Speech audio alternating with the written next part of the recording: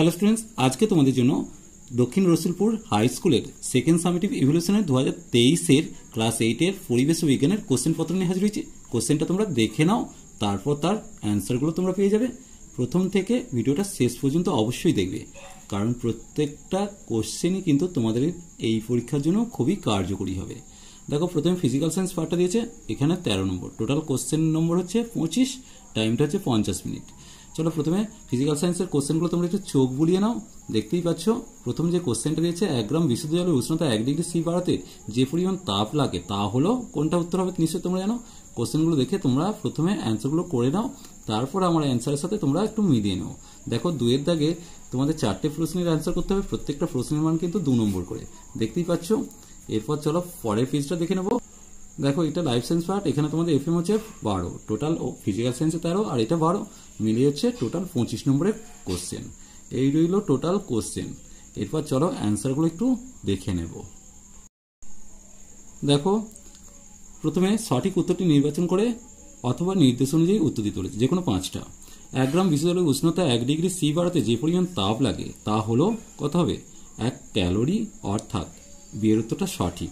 এরপর 2-এর কোশ্চেন, তড়িৎ বিশ্লেষণ সময় গলিত পদার্থ বা দ্রবণের মধ্যে দিয়ে তড়িৎ পরিবহন করে ক্যাটায়নগুলি, ক্যাটায়ন ও অ্যানায়নগুলি, অ্যানায়নগুলি, অণুগুলি। উত্তর হবে বিয়েরটা, ক্যাটায়ন ও অ্যানায়নগুলি প্রকৃতিতে ঊর্ধ্বাকাশে ও ভূপৃষ্ঠের মধ্যে বিভব পার্থক্য বজায় রাখে। ঝড়, ভূমিকম্প, বজ্রপাত, অগ্নুৎপাত। উত্তর হবে বজ্রপাত, অর্থাৎ সি এর উত্তরটা। এরপর 4-এর কোশ্চেন দেখো, সূর্য থেকে কোন পদ্ধতিতে তাপ পৃথিবীতে এসে পৌঁছায়? উত্তর হবে কোনটা, বিকিরণ পদ্ধতিতে।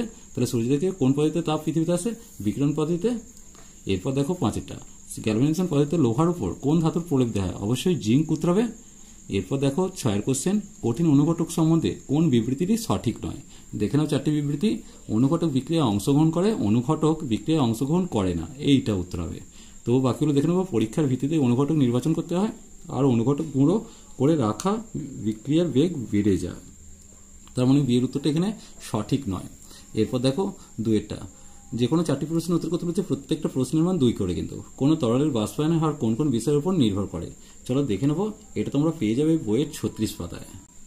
দেখো, এখানে সুন্দরভাবে লিখে দিয়েছে, যদি তরলের উপরিতলের ক্ষেত্রফল বেশি হয় তবে বাষ্পায়ন দ্রুত হয়।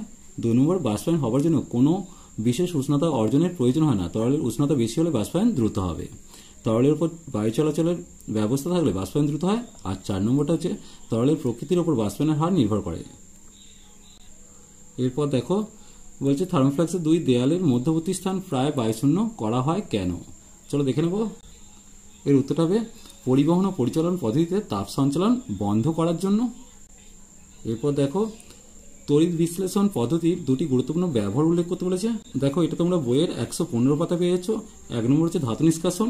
দেখো, তড়িৎ বিশ্লেষণ পদ্ধতির সাহায্যে সোডিয়াম, পটাশিয়াম, ক্যালসিয়াম প্রভৃতি ধাতু নিষ্কাশন করা যায়। 2 নম্বর হচ্ছে ধাতু পরিশোধন।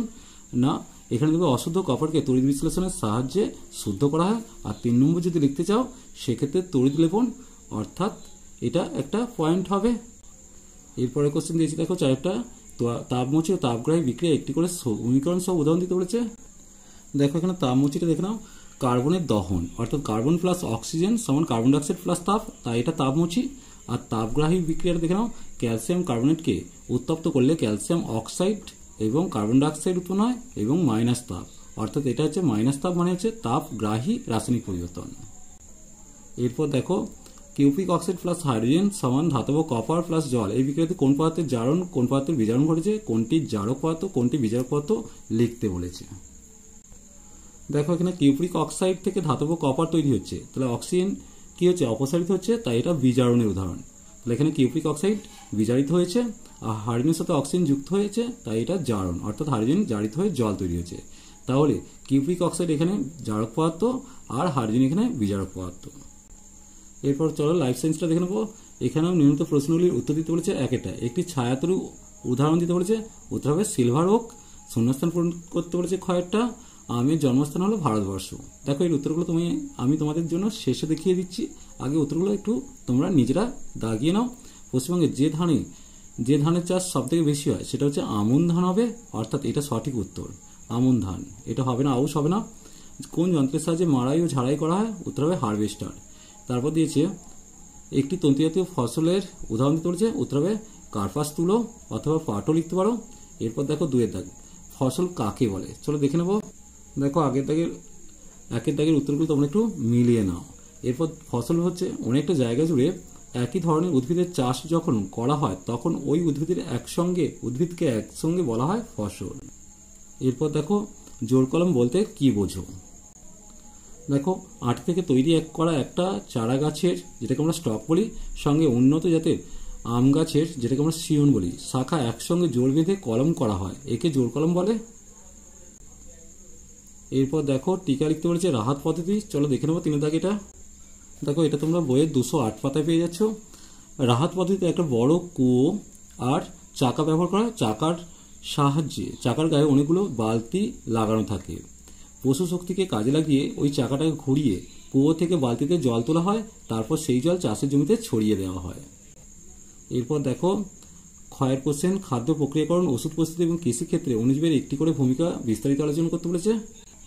দেখো খাদ্য প্রক্রিয়াকরণ প্রথম যদি পয়েন্ট হয় সেক্ষেত্রে দই তৈরিটা লিখবে। যখন দইয়ের মধ্যে থাকা ল্যাক্টোব্যাসিলাস ব্যাকটেরিয়া 37 ডিগ্রি সি উষ্ণতায় গরম দুধের সঙ্গে মেশানো হয় তখন তাদের সংখ্যা খুব তাড়াতাড়ি বাড়তে থাকে। এই ব্যাকটেরিয়া দুধের ল্যাকটোজকে ল্যাকটিক অ্যাসিডে রূপান্তরিত করে। এরপর আমরা দেখে নেব ঔষধ প্রস্তুতিতে কিভাবে ব্যবহার করেছে। দেখো এখানে তোমরা যেটা লিখবে, বিশেষ কিছু ব্যাকটেরিয়া ও ছত্রাকের দেহ নিঃসৃত কিছু কিছু জৈব যৌগ অন্যান্য ব্যাকটেরিয়ার বৃদ্ধিতে বাধা দেয় অথবা তাদের মেরেও ফেলে। এইসব যৌগকে নানাভাবে বিশুদ্ধকরণের ও প্রয়োজনে রাসায়নিকভাবে পরিবর্তনের মাধ্যমে নানান জীবনদায়ী ঔষধ তৈরি করা হয়। এই জীবনদায়ী ঔষধগুলিকে অ্যান্টিবায়োটিক বলা হয়, যেমন উদাহরণ হিসেবে স্ট্রেপ্টোমাইসিন, ক্লোরোমাইসিটিন, অ্যাম্পিসিলিন ইত্যাদি অ্যান্টিবায়োটিক। দেখো কৃষিক্ষেত্রে পয়েন্ট এটা দেখবে। তাহলে এখানে ক্লস্ট্রিডিয়াম অ্যাজিটোব্যাক্টর জাতীয় স্বাধীনজীবী ব্যাকটেরিয়া ও নানা সায়ানোব্যাকটেরিয়া সরাসরি বাতাসে নাইট্রোজেনকে শোষণ করে নিজেদের দেহের নাইট্রোজেন যৌগ গঠন করে। এসব অণুজীব মরে গেলে ও ওই নাইট্রোজেন যৌগগুলি মাটিতে মুক্ত হয়, ফলে মাটিতে নাইট্রোজেনের পরিমাণটা বৃদ্ধি পায়। এরপর দেখো গয়েরটা শস্য আবর্তন লিখতে বলেছে। চলো দেখে নেব। দেখো এর জন্য তোমরা 207 পাতায় পেয়ে যাচ্ছ।